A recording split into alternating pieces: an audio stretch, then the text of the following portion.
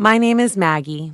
I'd been solely focused on my work without any romantic entanglements until the age of 28. Or rather, I realized that I'd become 28 years old without even noticing due to the overwhelming busyness. Some of my junior colleagues started getting married as early as 24 or 25, and deep down, I felt a sense of urgency. I wonder if I'm going to spend the rest of my life at this company. Sure, there are senior colleagues who are older and far more experienced than me, and I can't help but admire them for their impressive professional skills. But it's also true that there's a part of me that strongly believes that I don't want to remain single forever. That's when I met George. George is kind and always prioritizes the places I want to go and the things I want to do during our dates. Having never experienced such kindness from a man before, I was swept off my feet and gladly accepted his proposal. Everyone had a good time at our wedding, huh? Yeah, I managed to get married while I was still in my 20s. What? You were worrying about that?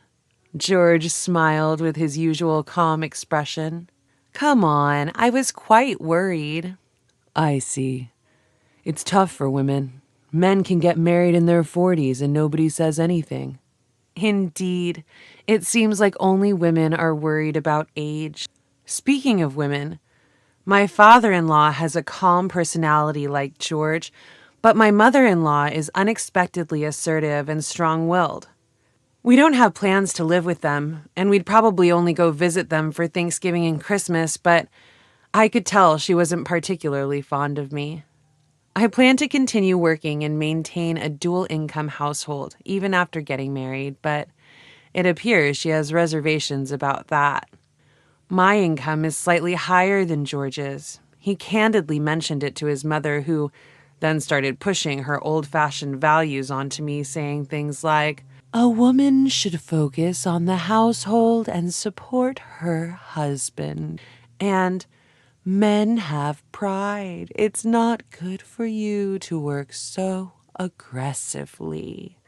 But in this uncertain time when layoffs and cost-cutting measures can happen, I feel the need to save up at least until we have children. George agrees with me on this, but in front of his assertive mother, he's usually overwhelmed. I should probably avoid unnecessary interactions with my mother-in-law, I thought to myself. So, which travel agency are we going with? George's voice caught me off guard. A wedding is a major event in life, but there's another important event that remains, our honeymoon. I can't decide.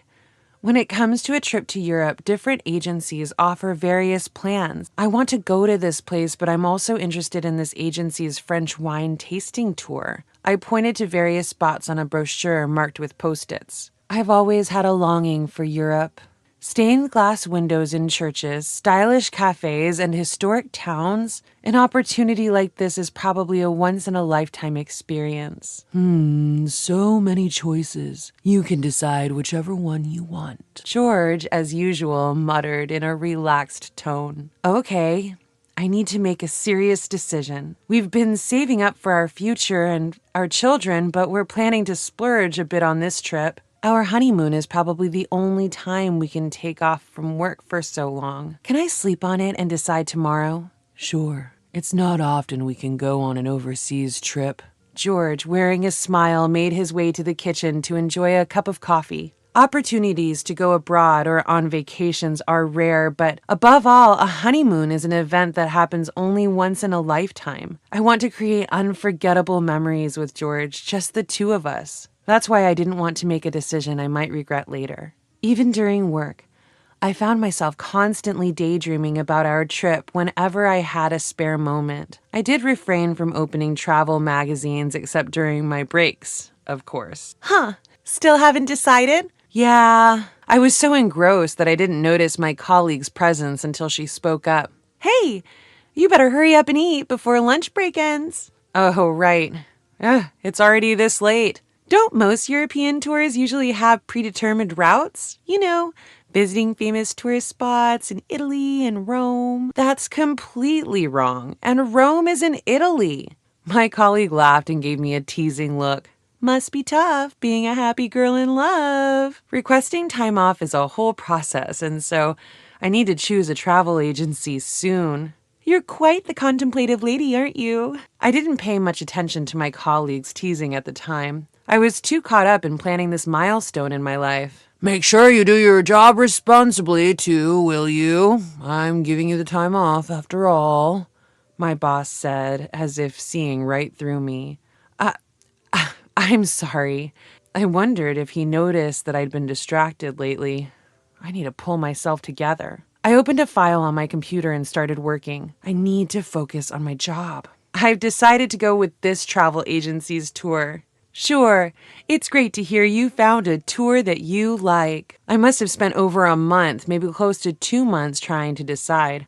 I wonder if there are really people who agonize over a trip for such a long time. I must have caused a lot of trouble for the travel agency. I'm sorry for all the trouble I've been making, a bunch of inquiries, even about the tour details. The female staff at the travel agency gave me a warm smile. You two are going on your honeymoon, right? Yes. It's normal to take your time thinking about your honeymoon. It's a once-in-a-lifetime journey. We've even had a client who spent 6 months planning their trip alongside their wedding. I was genuinely surprised at the mention of 6 months. Is that so? Despite my murmuring, she maintained her smile. An overseas trip is different from a domestic one. There's a sense of something special. Our job is to provide a trip that will be a wonderful memory for our clients. I felt relieved to hear those words. I was immensely grateful to our wedding planner for their assistance during the wedding, and as I realized that various people were supporting us like this, my anxieties about our trip naturally started to fade away. Now I can focus on work without worry. I'm sure my boss will be relieved as well. When George came home in the evening, I gave him the news. I'm home. I've decided on our travel plan. We're going with this travel agency. George replied in a relaxed manner to my childlike excitement. That's good. I'm glad you found a good one. I was a bit taken aback, but after all, I was the one who had always longed for a trip to Europe. Perhaps this is what travel means to George. Hey, are you excited about our honeymoon? Feeling insecure, I found myself asking him. Surprised, he opened his eyes wide and replied, Of course, with you, I'm certain our trip will be great. We should inform our parents later, too. We spent the evening discussing our trip in detail. Sorry for the worry. We've finally decided on our honeymoon destination. I was so happy that I could hear it in my voice, even without realizing it. My boss, sensing my excitement, said with a relieved expression, Oh, good. I'm counting on you until the trip, then. He also handed me some extra paperwork. I didn't even mind the extra work. I was that excited. With both of us working, the timing for us to take the 12 days off needed for a trip to Europe was limited. Because of that, we managed to set the schedule quickly. Guess what, Mom? I couldn't contain my happiness and immediately called my mother when I got home to tell her about the trip. That sounds wonderful. I'm looking forward to the authentic European souvenirs. Something authentic, huh? Maybe I'll look for something stylish, accessories or something. My mother seemed ready to happily send me off on my trip. All I had to do was pack. I've always loved packing for trips. I should also check the weather of the places we're going. Why does preparation for something fun proceed so smoothly? Unlike me, who's impatient, George, with his relaxed personality, seems to take his time with his travel preparations. A week before our trip, both of us had finished packing. Hey, can we buy a new suitcase? I was taken aback by George's sudden question. Suitcase? What's wrong with the one we have? Wait, are we going to repack everything? In response to my rapid-fire questions, George murmured, Well, not quite. I was thinking of preparing an additional new suitcase. It's true that the suitcase we have is of medium size and there's not much space left once we pack 2 people's changes of clothes and other necessary items, including a folding umbrella for the trip. We should have enough space to fit souvenirs for our parents and work colleagues, but if I come across a lovely antique or something, I might end up wanting to buy it. That might be a good idea. We could use one more. When we have to carry them, you and I can each hold one. Yeah, thank you. I was genuinely happy that George showed interest, as he rarely voiced his opinions during our wedding planning or previous trips. And then it was the day before our honeymoon. I felt my heart race with excitement as I realized that tomorrow was finally the day of departure. What if I can't sleep tonight? But it would be a shame to feel sleepy during the trip. While I was preoccupied with such thoughts, I heard the doorknob turn. I'm home. Hey, I'm worried I won't be able to sleep tonight because I'm so excited. George? George, with a solemn look on his face, started to speak. What could he want to talk about the day before our trip? There should be no issues with our passports or documents. What's up? He began speaking. About my parents, Then a shocking phrase slipped out of his mouth. I was planning to ask you to take care of my parents' plane tickets, but I forgot. Do you think it's still possible to make an arrangement? For a moment, I was unable to comprehend what George was saying. Wait, what are you talking about? When I asked, he explained. I told my parents about the trip after everything on the itinerary was finalized, but they got upset saying that it's normal for the groom's parents to tag along. By any chance, have you already purchased their tickets? I felt my blood start to boil at the sudden and unexpected conversation. What are you talking about? A honeymoon is supposed to be for the couple, isn't it? It's absurd for parents to come along. But my parents were overjoyed when I told them it was a trip to Europe. But just because they're happy, we had just gotten married and this was supposed to be a special trip for us. Does George think of it as a regular family trip? Then suddenly the doorbell rang. Without making eye contact, I glanced at the intercom screen and saw George's parents. Contrary to my shock, George casually responded through the intercom. I'll open it now. And quickly let them into the living room. Sorry to barge in like this. In my mother-in-law's hand was a bag stuffed full of luggage. Mother-in-law? Taking advantage of my stunned silence, my mother-in-law kept talking. A Boston bag might not be suitable for a flight. We heard you guys prepared a suitcase for us. The suitcase was for them? I felt a sense of weakness wash over me. As I looked at George, he had an expression as if this was all to be expected. I don't want to argue with my in-laws, but I couldn't back down on this matter either. After all, we had spent so much time planning this honeymoon. Plus, there's no way we could get additional tickets at this point, and I verified online that the tour bookings are already completely booked. This is our honeymoon, you know. But my mother-in-law answered in a very matter-of-fact manner. So what? George wasn't taken aback either. My father-in-law was standing behind my mother-in-law holding a huge amount of luggage. A honeymoon is usually just for the couple. In response to this, my mother-in-law replied, Didn't you come to marry into this family?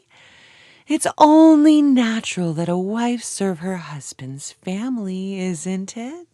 I understand if it's a family trip, I would gladly go on the trip with the two of you, but a honeymoon is different. Honeymoons and family trips are the same thing. Then how was it when you went on your honeymoon? I was gradually getting irritated, but my mother-in-law, with a triumphant look on her face, responded, At that time, my mother-in-law had a bad leg. It's a daughter-in-law's duty not to push her too hard, isn't it? So you didn't take your mother-in-law on your honeymoon, did you? My mother-in-law was clearly displeased. I knew this would happen the moment I decided to stand my ground. What a difficult girl. We packed with excitement for our trip to Europe, you know. Excitement for our trip to Europe. Just hearing those words made all the struggles and joys I had experienced rush through me, and I couldn't help but feel tears welling up. "Hey, Maggie, isn't it okay if they come?" I heard George's voice coming from beside me. "The more the merrier. If tomorrow doesn't work out, we can cancel and look for a place for the four of us." Huh? As I looked back in astonishment, my mother-in-law joined in with a mix of laughter. "That's right. Oh, I have an idea. How about changing it to a trip to Paris? I want to brag about it to my friends." Her words even made me feel dizzy. I'm holding back because I have my own pride, but to be honest, I feel like bursting into tears right now. Before I knew it, as if weighed down by my mother-in-law's pressure, I found myself sitting on the floor. Then, from above my head came a totally unexpected sentence. It was from George. "I had no idea you hated my parents so much." Huh? Looking up, I saw him looking down at me with a stunned face. My mother-in-law also chimed in. "That's right. It's terrible." I couldn't stand their voices anymore, and I finally screamed hysterically. "Why am I being treated like the bad one? It's our honeymoon, for heaven's sake. Why are you ruining such an important trip?" George showed no sympathy for my outcry. Of course, he didn't seem to care either. "You've been acting strangely lately." Huh? "Every time you open your mouth, it's all about our honeymoon. You're not being rational." George said this coldly. "Mom, Dad, sorry. Could you go home today? You can leave your stuff here." While saying this, he took his parents to the front door. At the front door, my mother-in-law was making a fuss, but I couldn't hear what she was saying. When he came back after a while, he spoke. "Let's cancel our trip for now. Take a moment to think rationally." I no longer had the energy to respond to those words. At the same time, I noticed that my feelings for my husband were quickly cooling down. He cared more about his parents than about me. I couldn't imagine continuing as a family with him, facing the challenges of life together, knowing that my mother-in-law will always intervene and yet my husband won't stand up for me. I don't see any happiness in sight. I finally managed to call the travel agency just before closing time. I couldn't possibly enjoy going abroad in this state. The staff who helped me when I made up my mind answered the phone, asking several times if I really wanted to cancel.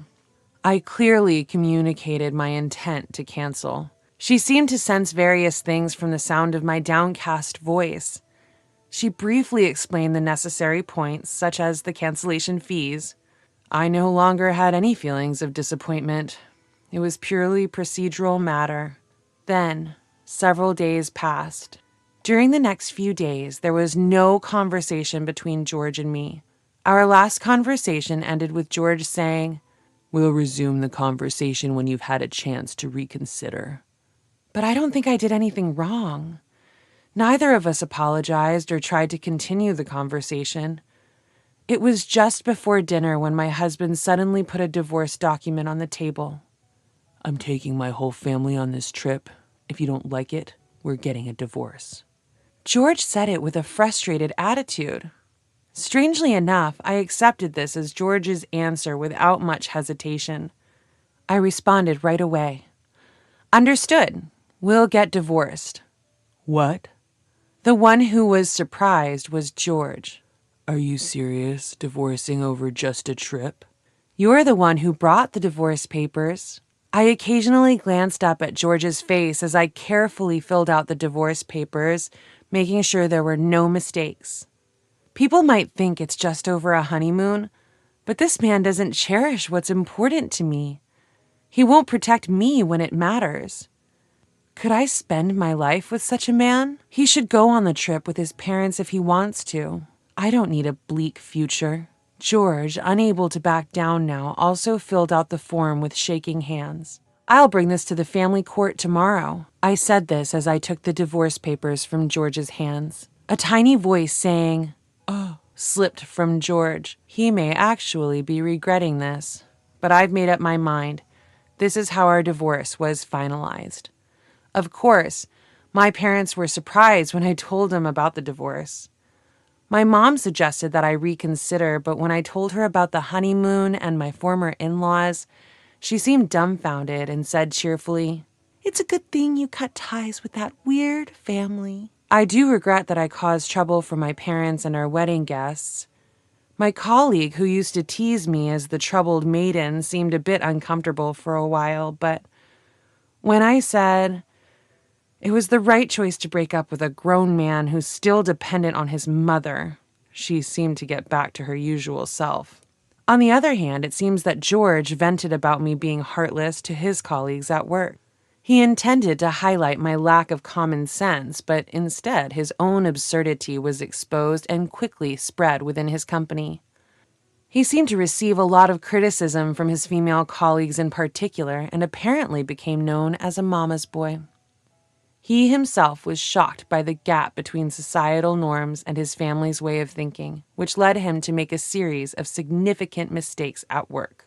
George, who was previously regarded as a laid-back employee, has now transformed into an incompetent and irrational employee. According to a mutual friend, it seems he is going to be transferred to a small branch office in Nebraska. But the situation there is quite severe, and it's obvious that he, who was sheltered and raised by his mother, will eventually quit. By the way, since he suggested the cancellation of our trip, of course I had him pay the cancellation fee in full. I've dealt with a lot, but I'm still a bit hurt. When I let out a sigh without thinking, I made eye contact with a senior colleague passing by. I was taken aback, but she looked at me and said, "Solo trips aren't so bad, you know?" She is very competent at her job, but she always seemed a bit distant, and we didn't have much of a private relationship. I was a bit surprised when she suddenly started talking to me. "A single life isn't bad either." "Huh? I'm actually divorced." She flashed a charming smile as she spoke. There was no trace of tragedy in her smile. Rather, it looked refreshing. "Really? I had no idea." "You see me as someone fully dedicated to work, right? In the past, I was desperately trying to become the perfect wife. I kept pushing myself beyond my limits, constantly restraining myself. I didn't know she had such a past. Until now, I thought I was only interested in work, and she always seemed perfect in my eyes. I was pushing myself too hard. At that time, a bunch of my colleagues got married and quit their jobs all at once, and I guess I was in a rush to get married too. I felt the same way," I found myself saying naturally. "When I save up some money, I go on solo trips. You know, being alone can be quite nice." "Is that so? Why don't you try it once you've saved up some money? Of course, I wouldn't mind accompanying you." I couldn't help but smile at her words, and before I knew it, we were both laughing. I realized I might have been shackled by society's expectations of happiness. I want to become a free spirit like her, not bound by anything. What is my happiness? Is it working? Or maybe having hobbies? Maybe I might find a true life partner, someone who isn't my ex-husband. In any case, I have plenty of time to think.